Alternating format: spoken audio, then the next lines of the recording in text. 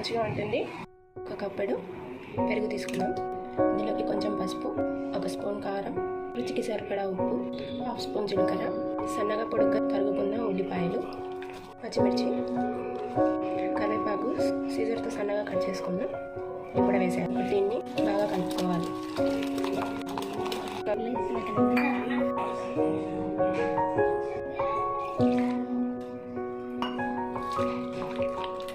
Batter ఈ కన్సిస్టెన్సీలో ఉండాలండి. దీన్ని 10 నిమిషాల పాటు పక్కన పెట్టేయాలి.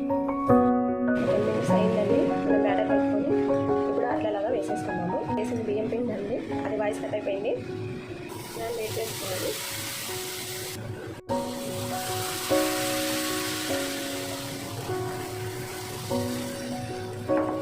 కొంచెం లావుగానే వేసుకోవాలండి. ఇది స్టవ్ మీడియం ఫ్లేమ్లో పెట్టుకొని చేసుకోవాలి.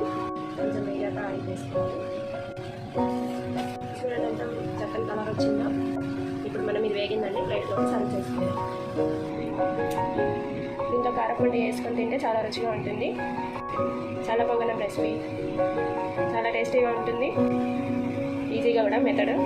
మీరు కూడా చేసుకొని ట్రై చేయండి.